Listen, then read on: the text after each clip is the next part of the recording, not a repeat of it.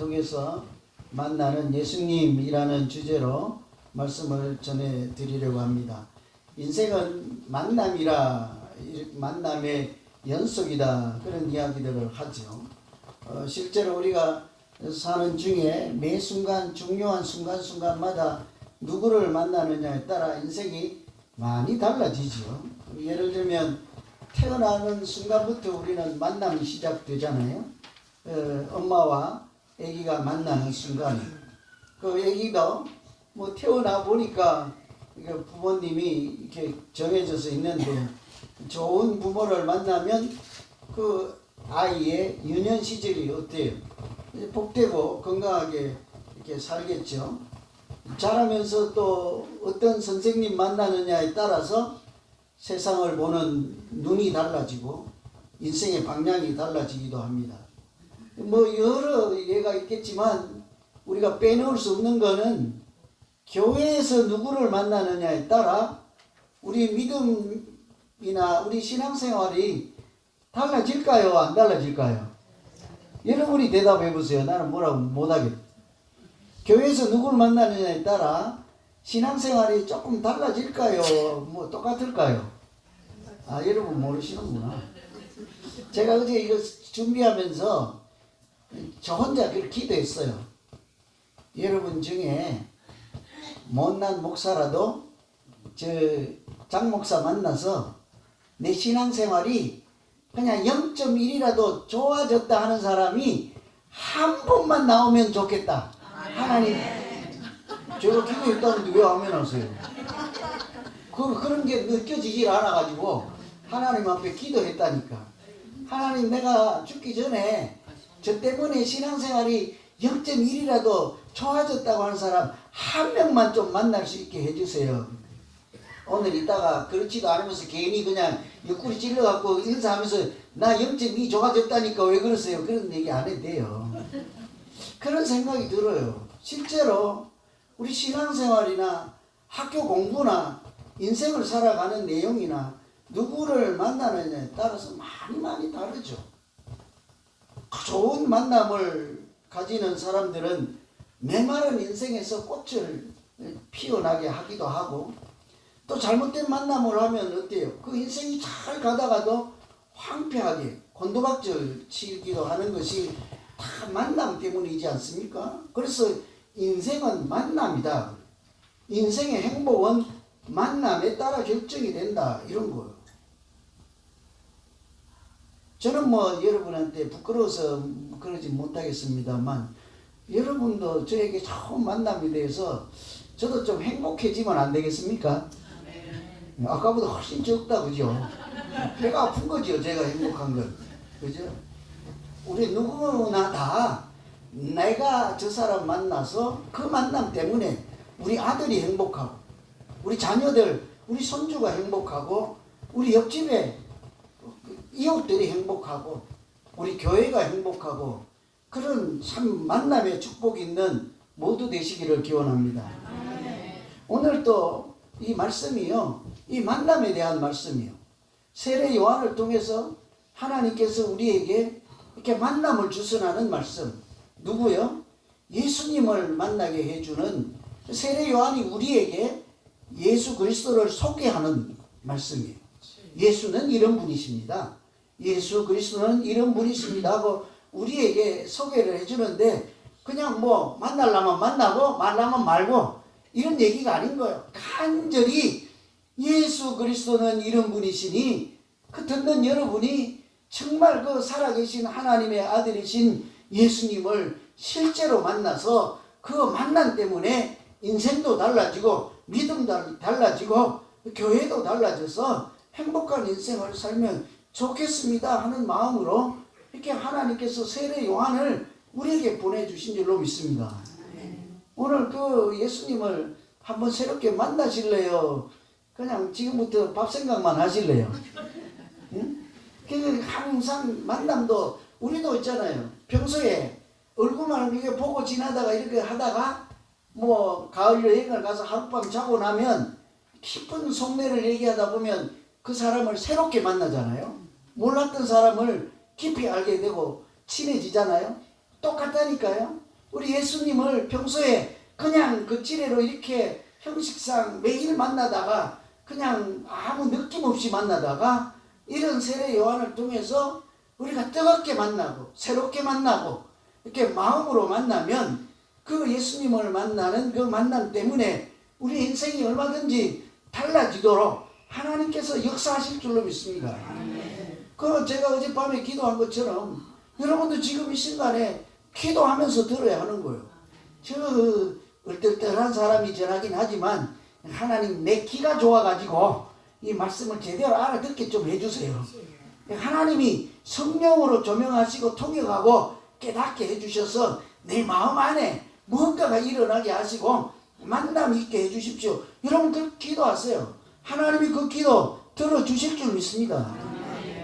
저 탓하지 말고요.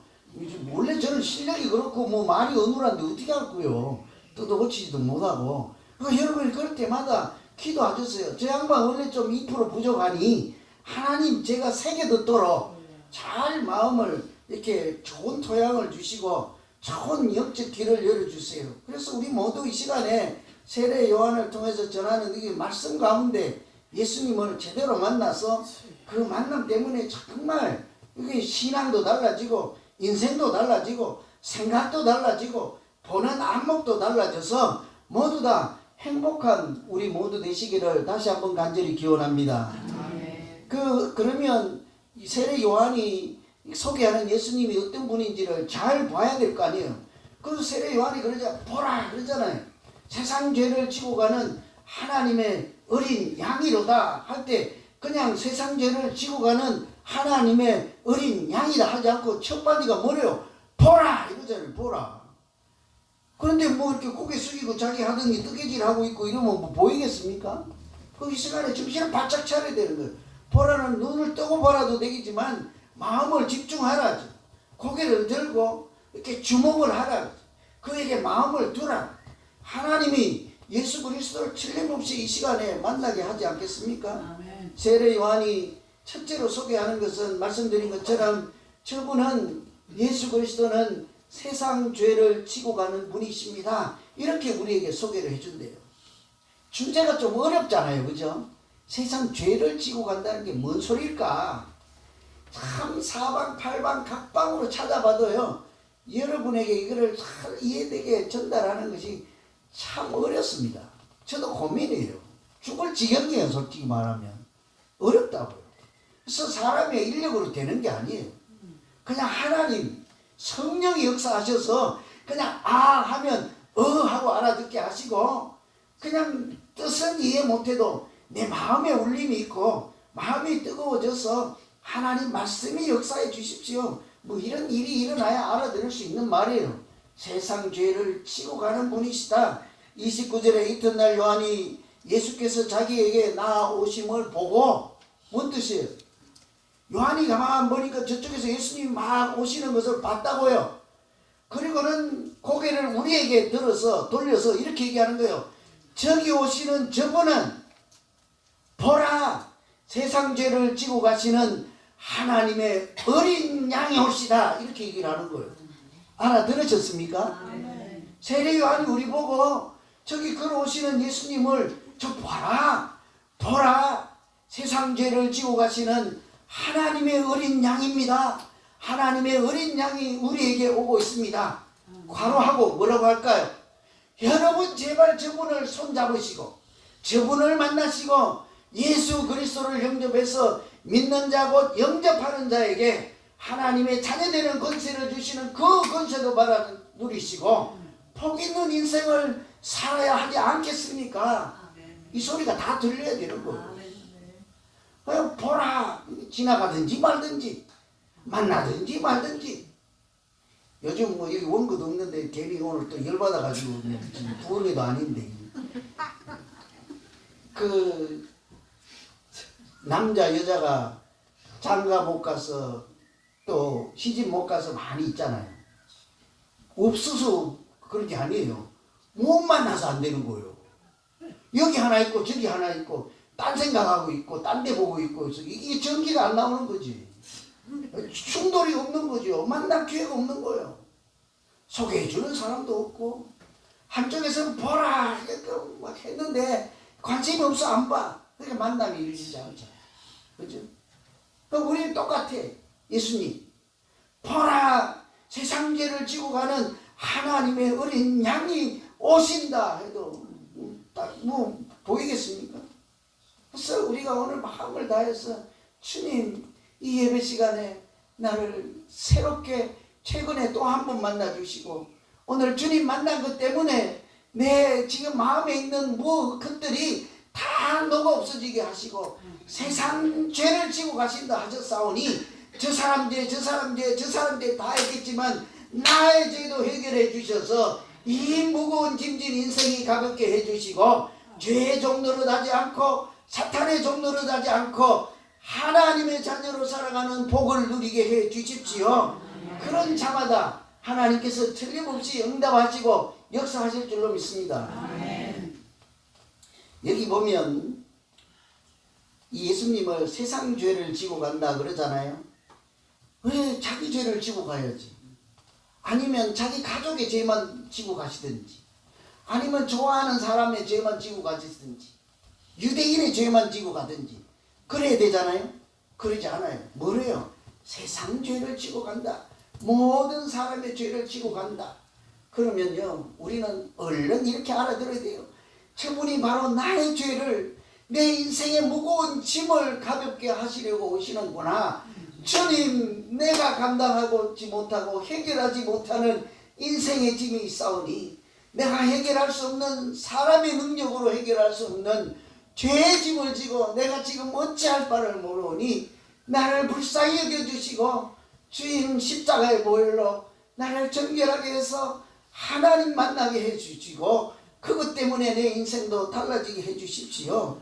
그런 자마다 하나님께서 우리를 새롭게 해주실 줄로 믿습니다. 나의 죄를 이렇게 가볍게 해주시기 위해서 오셨다 하는 거죠. 여기 보면 지고 간다 그러잖아요. 세상 죄를 지고 간다 그러잖아요. 여러분 지게 아세요? 지게? 전부 출세하셔갖고 서울에만 사셔갖고 지금 지게를 뭔지 모르죠. 등짐 지고 가는 지게 있잖아요. 그 짐을 지다 그러잖아요. 근데 원어로 보면 이게 아이로라는 얘기인데 실제로 등에 짐을 지는 것만 얘기하는 게 아니고 우리 인생의 짐이 무겁잖아요. 죄의 짐이 나 혼자 해결 못해서 오늘 또 끙끙거리면서 살고 있잖아요. 우리 다. 그 짐을 주님이 몸으로 있는 힘을 다해서 들어서 이렇게 들러매듯이 해서 그것을 날라서 저 멀리 치워버린다. 이게 아이로의 뜻이에요. 들어서 멀리 치워버린다. 그래서 굳이 영어로 표현해서 도움이 될까 싶으면 take away 나한테서 딱 낚아채갖고 저 멀리 집어 던져버려서 내가 더 이상 죄와 엮이지 않게 하시고 죄 밑에서 종노릇 하지 않게 하시고 죄로부터 깨끗하게 하셔서 새 사람 되게 하시는 분이 주님이신 줄로 믿습니다. 그래서 우리가 하나님의 자녀로 오늘 살아가는 것이지 않겠습니까? 여러분 우리가 다 한때는 죄에 빠져서 흐득이며 죄의 종노릇 하며 그 죄의 무게 때문에 공고한 인생을 살 때가 한 번쯤은 다 있었잖아요. 들통 날까봐 아멘 안 하는 건데 다 알고 있어요. 한 번쯤은 다 그랬잖아요. 그죠? 그때 우리가 본능적으로 알죠. 여러분 죄와 더불어 사는 사람들 편할 것 같고 재밌을 것 같고 그냥 즐거움이 영원할 것 같지만 어때요? 죄를 짓고 있는 그 순간에 그럴 것 같지만 자기 양심은 알아요. 죄를 짓고 있는 순간에 뭐 훔친 돈으로 뭘로 해서 다 살아도 흥청망청 그랬지만 겉은 화려하지만 자기 양심은 밤마다 고통하고 눈물을 흘리고 상심하고 울지 않겠습니까? 우리 인생은 그때 향방을 잃어버리고 갈 바를 알지 못하고 우리의 영혼은 시들어서 죄 아래 있는 그 영혼이 마치 뿌리가 잘린 나무처럼 시들시들해서 사람이 사람답게 살 수 없는 것이 죄 아래 있을 때 우리 인간의 모습이지 않습니까? 그 죄를 해결하지 않고 아름다운 인생, 복 있는 인생, 다른 사람에게 선한 영향력을 끼치는 인생을 살아내는 것이 거의 불가능한 거죠. 불량한 거죠. 그래서 하나님은 우리가 그런 인생 사는 것을 그냥 두고 보시지 않는다. 그러니 예수 그리스도를 보내서 세례 요한을 통해서 가장 먼저 소개하는 내용이 그래요. 저분은 훌륭한 분이다, 똑똑한 분이다, 능력 있는 분이다, 그렇게 말씀하지 않고 뭐래요? 세상 죄를 지고 가는 하나님의 어린 양이다. 세상 죄를 지고 가는 표현하고 하나님의 어린 양이다 하는 것은 같은 말이에요. 어린 양이라는 것이 죄의 싹스로 죄를 해결하기 위해서 십자가에 달리시는 희생 제물이라는 뜻이잖아요. 또 같은 얘기거든요. 우리가 다 이런 죄가 있다 하면은, 목사님 나는 깨끗하거든요, 나는 착하거든요, 나는 한 번도 그렇지 않거든요, 옛날 사람 아니거든요, 그럴 수 있는데, 사실은요 우리 다 본성적으로요 하나님 앞에 서면 나는 죄인 아니냐니까요 라고 할 만한 인물이 없죠. 사람이. 왜 그래요? 우리 마음에 본능적으로 본디 어때요? 지금 여러분 마음에 하나님 두시는 일이 즐겁습니까? 아니면 하나님을 마음에 두는 것을 보통은 싫어하십니까? 로마서에 보면 사람은 이렇게 아담과 하와 이래로 그 마음에 하나님 두기를 싫어한다 하잖아요. 하나님의 자녀인 우리 마음에 있는 성전에 하나님을 그냥 몰아내고 거기에 내가 주인 삼아 앉아서 왕노릇하며 자기 중심적으로 살아가는 것이 사람의 모습이지 않습니까? 다 우리가 이기적이요, 자기 중심적이요, 하나님이 계시고 우주가 계시지만 이 중심을 나라고 생각하잖아요. 다 그렇습니다. 이런 것이 성경에서 말하는 본질적인 사람의 죄악이라는 거죠. 죄의 상태인 거예요. 우리가 무슨 훔치거나 때리거나 강도질하거나 악한 생각을 하거나 뭐 이런 것도 있지만 하나님으로부터 멀어지고 그런 하나님을 마음에 두기 싫어하고 이렇게 하나님과 자꾸 거리를 넓히고 멀어지고 이렇게 말씀과 거리가 멀어지고 이렇게 되는 순간 뭐가 우리에게 자꾸 들어요? 미움이 들어오고 시기가 질투오고 악한 생각이 들어오고 탐욕이 들어오고 육체의 소욕이 들어오고 그러지 않습니까? 언제 그런 것들이 더 활발하게 우리 안에서 역사하세요? 하나님과 멀어졌을 때, 말씀이 역사하지 않을 때, 하나님이 부어주시는 사랑이 메말랐을 때, 하나님이 주어주시는 성령이 이렇게 우리에게 멀어져 있을 때이지 않습니까? 그래서 하나님이 그런 우리를 그냥 두고 보시지 않고 우리로 하여금 더 이상 죄의 정도로 하지 않고 그냥 악한 소굴에 살지 않고 어둠의 자식으로 살지 않고 내가 해결해 줄 테니 내가 예수 그리스도도 하나님의 어린 양을 보내서 십자가의 보혈로 정결케 하여 너를 이제는 더 이상 죄의 종이 아닌 하나님의 자녀로 보배 같은 믿음으로 살기를 원하노라. 그래서 하나님이 예수 그리스도를 보라, 세상 죄를 지고 가는 하나님의 어린 양으로 우리에게 보내주신 줄로 믿습니다. 그래서 뭐라고 그래요? 오시자마자 다가오시는 주님이 우리에게 하시는 말씀, 수고하고 무거운 짐진 자들아 다 내게로 오라 이렇게 말씀하잖아요. 우리가 지고 가는 인생의 짐을 다 아신다는 얘기예요. 수고하고 무거운 짐진 자들아 다 내게로 오라. 왜 오라고 해요? 그 뒤에가 뭐예요? 답이 내가 너로 쉬게 하리라 하잖아요. 내가 너를 쉬게 하리라. 오늘 세례 요한을 통해서 예수님을 새롭게 만남으로 우리 인생의 무거운 짐이 그 내용이 무엇이든지 예수님이 가볍게 해주시고 정결하게 해주시고 우리를 새로운 사람, 은혜의 사람 되게 하셔서 우리의 인생이 복되고 믿음 생활이 유익하고 하나님께 영광을 돌리는 아름다운 신앙생활이 되기를 간절히 기원합니다.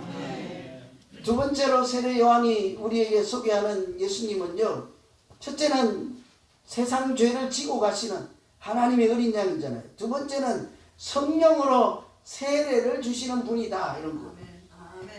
예수님은 여러분께 소개할 때, 우리에게 소개할 때 예수님은 성령으로 세례를 주시는 분이십니다. 그래서 뭐 어쩌라고?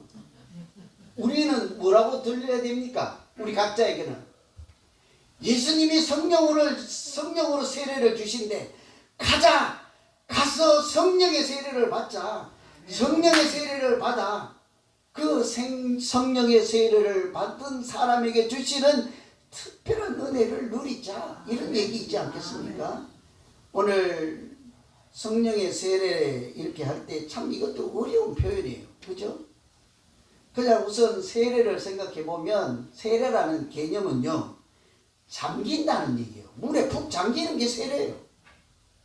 여기 물이 없으니까 그냥 찍어서 이렇게 바르지 푹 잠기는 게 세례예요. 그래서 원래는 요단강에 가서 집어넣는 거예요. 강에다. 그리고 안 죽으려고 이렇게 머리를 들으면 더 눌러버리는 거예요. 죽여버리는 거예요. 잠깐 또 세례 준다고 해도 영창 가는 분 계실지 모르겠지만 진짜로 죽이면 안 되고 옛사람이 죽도록 하는 거예요. 그리고 옛사람이 죽고 나면 끄집어내요. 새사람 되게 하는 게 세례잖아요. 그래서 연합이라는 개념이 있는 거예요. 예수 그리스도와 연합해서 죄인으로 살던 사탄의 종로로 다른 흑암의 자녀로 살던 그런 모습들 옛사람을 십자가에 다 못 박게 하고 예수 그리스도 부활하신 예수 그리스도 새 생명과 연합해서 새로운 피조물로 거듭나는 것이 세례라는 말씀이죠. 그런데 오늘은 그 세례라고 하지 않고 뭐래요? 성령 세례라고 하잖아요. 성령 세례. 성령 세례도 동일한 현상이 일어나는 거예요. 그래서 마태복음, 누가복음에는 오늘 똑같은 말씀으로 내 뒤에 오시는 분은 성령으로 세례를 주시는 분, 같은 표현으로 성령과 불로 세례를 주시는 분입니다. 이렇게 얘기를 하죠. 여러분, 불이라는 게 뭡니까? 성령의 불이잖아요. 성령의 불로 우리 안에 있는 악한 생각, 하나님을 모른다 하는 그 생각, 하나님 마음에 두기 싫어하는 그런 것들, 이렇게 사탄이 자꾸 집어넣어주는 그런 것들, 이런 것들을 성령의 불로 다 태워서 태우고 나면 깨끗해지잖아요. 이럴 때 금덩어리 한 개 다 나눠주고 이 깨끗하게 해갖고 오세요. 그럼 그냥 드릴게요. 그러면 집에 가서 불로 다 해갖고 불순물 녹여서 그럴 거 아닙니까? 금을 주면 아마 그렇게 할 거예요. 우리 자신의 우리 심령도 우리의 마음도 성령의 불로 하나님이 깨끗게 하셔서 그때 비로소 하나님의 자녀로 거듭나게 되는 줄로 믿습니다. 이게 성령 세례인 거예요. 성령의 세례를 받으면 그때부터는 우리는 완전히 새 사람인 거예요. 여러분 그거 아세요? 지금 이미 우리는 새로운 하나님의 자녀로 새 생명 가진 사람으로 살아가고 있는 줄로 믿습니다. 아멘. 새로운 피조물이라 하잖아요. 아멘. 옛사람은 죽고 보라 이제 새로운 피조물이 되었노라 하지 않습니까? 그래서 로마서 8장 9절에도 이런 말씀이 있어요.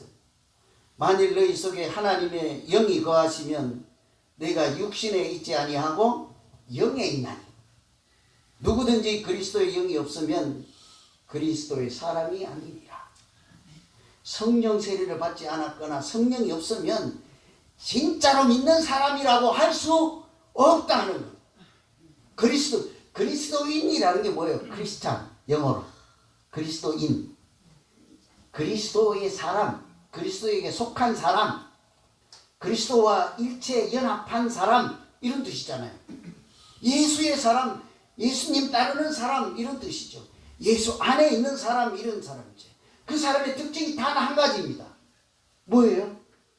수학 잘하는 사람, 영어 잘하는 사람, 똑똑한 사람 아니고 단 한 가지요. 배웠거나 못났거나 잘났거나 다 관계없이 성령이 있는 사람, 그리스도의 영이 있는 사람.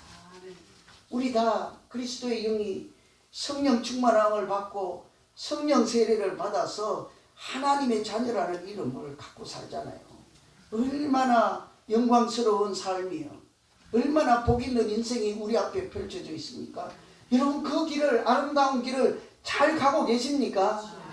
그 길 잘 가서 하나님 앞에 섰을 때 모른다 하는 소리 듣지 않고 생명책을 하나님이 펼치시면 우리 이름 숫자가 거기 있어서 생명의 면류관을 모두 다 받는 우리 모두 되시기를 기원합니다. 아멘. 성령 세례를 받으시면 믿음이 달라져, 생각이 달라져, 보는 눈이 달라져, 가는 걸음의 방향이 달라져.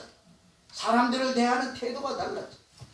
이런 얘기 계속 해봐야 머리 아프고 졸리기만 하잖아요. 그죠? 저는 그래서 별로 이런 거 오래 하는 거 싫어요. 그래서 그냥 빨리 오늘 밥도 맛있는 거 했던데 그냥 한 가지 이야기 해드리고 끝낼게요. 학교예요. 학교. 이상한 학교. 실제로 사람이 성령 세례를 받으면, 성령이 충만하면 뭐 요한이나 베드로나 뭐 이런 사람 말고 현실에 있는 사람들도 정말 달라질까? 새 사람이 될까? 이런 의문이 들잖아요. 여러분 다 그런 의심의 눈초리를 지금 저를 보고 있잖아요. 그죠? 정말 그럴까? 시끄럽게 소리만 지른다고 뭐 들리냐? 그죠? 안 그렇죠. 이분은 자기가 성령 세례를 받고 성령 체험을 하신 분이에요. 인생이 달라졌어. 보는 것이 달라졌어. 그래서 우리 자녀들을 어떻게 키울까? 믿음 생활을 어떻게 해야 될까? 고민하다가 오늘 돌아가는 세상이 어떻습니까? 예수 제대로 믿기가 어려운 세상이에요. 예수 잘 믿는 자녀로 키우기가 불가능한 세상이에요. 그래서 이분이 하나님의 부르심과 사명을 받고 학교를 세워야 돼요. 그래서 시골에 있는, 한국에 있는 학교요. 그 시골에 있는 공장하다 건물, 빈 건물. 땅은 넓고 건물은 있고 속은 텅 비었잖아요. 리모델링을 해서 학교를 세웠어요. 그런데 특이한 것은 정부의 인가를 받지 않습니다. 정부의 인가를 받지 않으면 학생들이 졸업을 해도 그 점수 가지고 대학교를 못 가요. 점수, 학점 인정이 안 돼. 쉽게 말하면. 졸업장 인정이 안 돼. 대학교를 가려면 검정고시를 다시 합격해야 인정해줘. 이상한 학교죠. 그런데도 이분은 정부 인가를 안 받겠다. 그냥 교육기관이라는 등록만 해서 사이비가 아닌 교육기관이라는 인정만 받은 거. 왜 그런 거 하니? 정부의 도움을 받고 재정 후원을 받으면 그 학교에서 성경을 가르칠 수 있습니까? 기도할 수 있습니까? 아무것도 안 된다는 거예요. 자녀들을 진짜로 예수 그리스도에 속한 그리스도인으로 예수 제자로 만드는 것은 불가능하다는 사실을 알고 경제적인 어려움을 감당하며 어떤 어려움을 이렇게 감수할지라도 틀림없이 하나님 말씀 중심으로 아이들을 키우겠다. 그냥 학생을 키우는 것이 아니라 예수 그리스도의 제자를 양육하는 곳으로 하겠다. 세상적인 가치관이 아니라 기독교 세계관으로 자녀들을 키우겠다. 이상한 학교를 만든 거예요. 그리고는요, 거기서 배우고 가르치는 내용도 특이해. 선배들이 후배들 서너 명 모아놓고 그 선배가 우리 그 가정 예배처럼 말씀 가르쳐야 돼. 예외가 없어. 그리고 저녁에 잘 때마다 이 선배는 뭔 죄가 있는지 그 한 방에 4명씩 자면 후배 3명에게 맨날 손을 잡고 머리에 손을 얹고 기도해 줘야 돼. 축복 기도를 하고 이렇게 잠을 재워야 돼. 그리고는 스마트폰 이런 건 아예 사용을 못해. 이상한 학교. 졸업을 하면 대학교도 못 가. 인정도 안 받아. 이상한 학교를 세워서 말씀드린 것처럼 공부해라. 여러분 여기 교회 다니는 어머니들 계시죠? 그 자녀들 좋은 학교 보내려고 고등학교 3학년 때는 교회 안 보냈죠? 그랬잖아요. 손주들도 며느리가 주일날 교회하라 그러면 할머니가 돼가지고 권사님이 돼가지고 1년은 안 가도 괜찮으니라. 학교 보내지 교회 가지 말고 학원 보내 학원. 그러잖아요. 그래서는 안 된다는 거예요. 그냥 일주일에 한 번 교회 와갖고 나머지 6일은 세상에 가가지고 온갖 것들이 머릿속에 들어오는데 그렇게 그리스도인으로 살아서는 그런 학생으로 양육되어서는 세상에 나가서 세상을 이기는 능력 있는 신앙인이 될 수 없다. 그래서 공부 안 하고 뭐부터요? 태도 가르치. 태도. 그래서 이 교장 선생님 하시는 말씀, 태도가 되면 공부는 따라온다. 태도가 다르면 성적은 저절로 덤으로 따라온다. 하나님을 대하는 태도, 이웃을 대하는 태도, 후배를 사랑하는 태도, 선생님을 바라보는 태도 다른 걸. 그러니까 선생님을 존경하고 학교 폭력이라는 건 없습니다. 공부에만 몰두해서 이웃을 모르는 파렴치한 인간으로 양육될 리가 없죠. 그렇게 이상한 학교를 하다 보니까요, 졸업을 하는데 미국에 있는 아이비 리그 있잖아요. 동부에 있는 유명한 대학교 다 가. 영국에도 다 가, 호주에도 다 가. 지금까지 졸업한 학생 중에 대학교로 못 간 사람은 한 명도 없는 학교가 됩니다. 여러분, 대학교 그 학교로 전학 가라는 얘기가 아니라 우리도 하나님을, 예수 그리스도를 제대로만 만나면 성령으로 세례를 받아서 성령의 불로 우리의 죄와 악이 씻어지고 하나님이 정결케 하셔서 성령이 임하시면 오직 성령이 임하시면 너희가 권능을 받는다 하는 그 말씀처럼 우리가 능력을 받고 은혜를 받은 사람으로 살면 우리의 인생이 이 학생들보다도 훨씬 더 하나님이 크게 역사하셔서 새로운 사람, 새로운 피조물로, 새로운 믿음으로 이렇게 아름다운 신앙생활하는 우리 모두 되도록 하나님이 역사해 주실 줄로 믿습니다. 현실의 이야기, 요한복음 안에 갇힌 이야기가 아니라는 말씀입니다. 그래서 오늘 우리 모두요, 밥 드실 때도, 야외 예배 갔을 때도, 믿음 생활할 때도, 제가 꼴보기 싫을 때라도 서로 좋은 만남이 되어서 내가 너에게 좋은 만남 되어주고 너도 나에게 좋은 만남이 되어주셔서 이 만남을 통해 우리가 하나님 잘 만나고 하나님께도 영광을 돌리고 우리 스스로도 행복하고 우리 모든 사람들 세상 가운데 나가서도 능력 있는 하나님의 종으로 하나님의 거룩한 사람으로 살아가는 우리 모두 되시기를 간절히 기원합니다. 기도하겠습니다. 하나님.